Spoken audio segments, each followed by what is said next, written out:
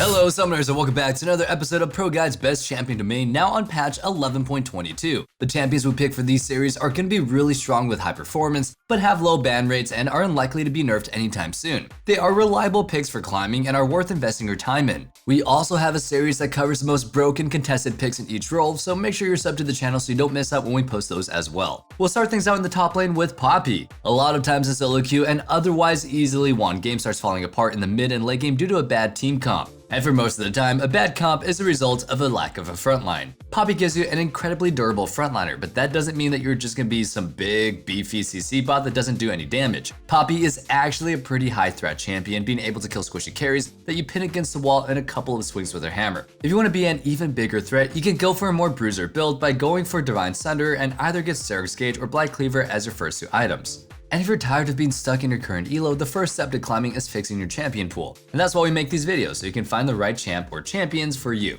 After you decide on what you're gonna play, you do have to learn how to play it correctly. It can take many games to learn a new champion, but you don't have to spend days or weeks doing it alone. Plus, who wants to be alone anyway? Our top tier coaches over at ProGuides.com can help you figure out exactly what you need to work on. They're available 24/7, so it's never a bad time to come try one out. I promise there's at least one that specializes in exactly what you're looking for. These guys have spent years reaching the top of the ladder, so why wouldn't you want to steal all their solo queue tips and tricks? All you have to do is click on the link in the description. Anyway, let's get back into the video. Our next top pick is somebody that monkeys around, and that is Wukong. One really good thing about maining him is his flexibility. His ramping armor and HP regeneration on his passive make him a great duelist against other bruisers in the top lane. And when you're dealing with tanks, the combination of armor reduction on his Q, percent HP on your ultimate, and naturally itemizing Sunderer and Cleaver allows you to shred right through them. And you're not just limited to 1v1ing an opponent in the side lane. His ultimate is one of the best team fighting abilities in the game, so be sure to group up for the 5v5s around objectives. Our last top laner for this patch is Dr. Mundo. He's got a bit of a different playstyle. Instead of being some CC heavy tank with the go button, he actually plays a lot more like Singed. Use his ultimate to dive the enemy team as a backline threat. As long as you're not behind, you're too tanky to realistically be burned down in a fight, but also do too much damage to be ignored. One tip for the runes, approach velocity is generally good as it allows you to catch up to targets quicker after landing a cleaver. But if the enemy team doesn't have very many ranged champions for you to chase, run Triumph over Tenacity or Last Stand as your secondaries instead. Taking a look now at the jungle, our first pick is Rammus. With a lot of early game powerhouses brought down a notch or two last patch, there's more room for champions that aren't that OP in the first few minutes of the game. Rammus is kind of a big sleeper pick for me right now. He may be simple, but sometimes simple is best, since it means that you're not really prone to making mechanical mistakes. It's as simple as rolling in and taunting the right target, which in most cases will probably mean the enemy ADC. But don't tunnel too hard on reaching that marksman. Any squishy target will do, as long as you have allies in range to follow up for that easy kill. And that's just how you roll.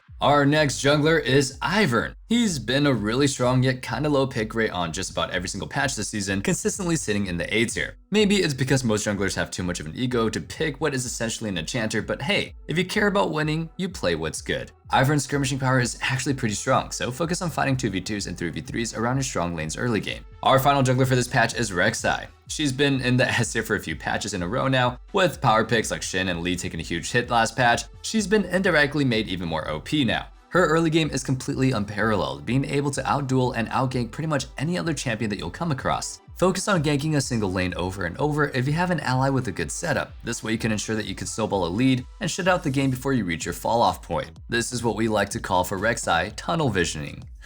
Literally. Now for the mid lane, our first pick is Galio. Galio's not the solo carry type of champion, but if you're alright with not being the shining star and prefer consistent results by playing around the rest of your team, he may be a good pick for you. He's easily able to help establish lane priorities in most matchups, so you'll have the first move to help your jungler when it's time to fight for scuttle or go for an invade. This is especially useful once you pick up your boots and have access to Predator. Then it's just a matter of running down your target and chain CCing them to help bring them down with your teammate. Our second mid laner is Pantheon. As opposed to the very work with your team style that Galio brings, Pantheon is the type of champion where you want to go around stomping your own lane and then snowball a lead and just assassinate everybody that you catch out. His trading in lane is absolutely unbearable, having kill pressure as early as level 2 or 3 against disrespectful opponents. He's also great when fighting 2v2s with your jungler since he has both CC and high burst, so be ready to move to any scuttle fights that break out near mid, which I guess is technically every single scuttle fights, right? Because you're in the middle of the river, it doesn't matter. Anyway, once you have a lead, you'll usually want to use your ultimate to roam bot lane, where you can easily pick up more kills on overextended targets and get that snowball rolling even harder.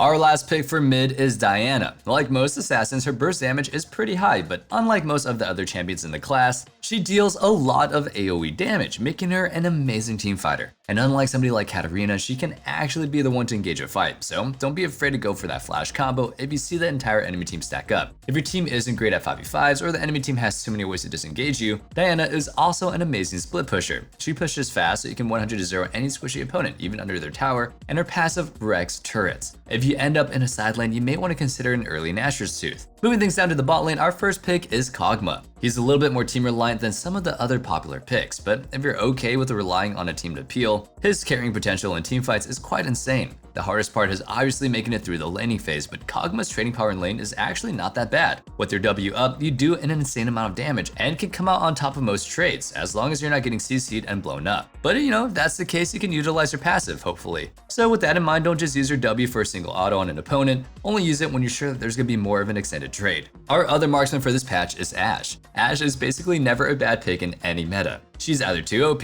or just pretty good. Her high range allows you to bully most other champions, especially once you get more points in volley to bring down the cooldown just by a few seconds. But Ashe's bullying in lane isn't what makes her that good of a pick in solo queue. Plenty of champions do that. The best part about her is the fact that her ultimate brings an insane potential. You and I both know how often you get caught out right before an objective fight is about to happen, so with Ashe's arrow, you can be sure that your team is the one doing the catching. So I guess Ashe's ultimate is a lot like you. You're a total catch, and you're stunning me from afar.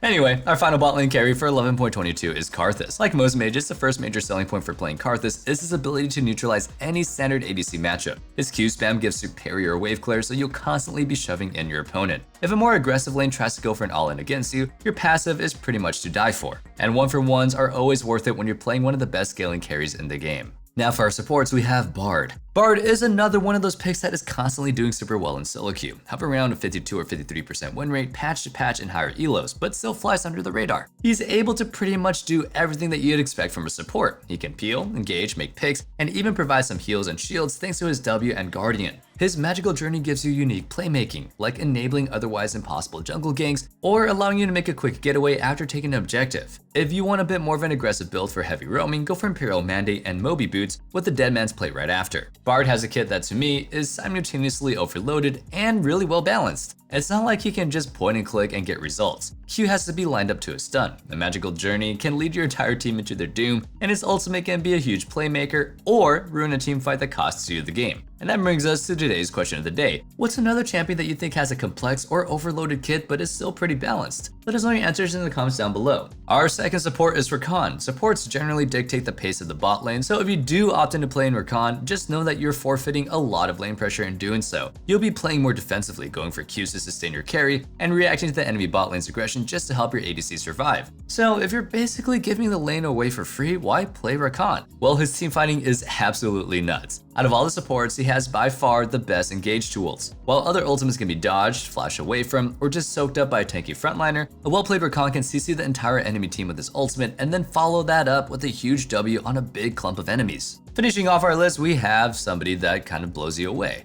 Janna. She may not be the most exciting pick, and some people may even make fun of you for picking her, but hey, LP is LP, and you can make fun of them once you're higher rank. Besides, not all Janna players are created equal. Yeah, some play just to coast on by and just get carried, but you can actually do a lot of work with her. She has good harass potential in the lane with her W spam, while her tornado gives you a way to disengage if the enemy bot lane gets fed up and tries to go in on you. She also has really good roaming potential thanks to all the movement speed that she gets from her passives, so don't be afraid to move up to help your jungler or even go for a gank in the mid lane. And that's it for our top 3 champions to main on patch 11.22. Hope you guys enjoyed the video, and if you did, make sure you sub so you never miss out on our meta guides and you're always in the loop on what the best picks are. Remember to let us know what champion you think is overloaded but still balanced in the comments down below. Oh yeah, and one last thing. Don't forget to check out our Discord because we have such an amazing community and we would love you guys to be a part of it. I can't wait to see you guys back in the next video, but until then, good luck on the Rift, stay safe, stay healthy, and have a wonderful day. Peace.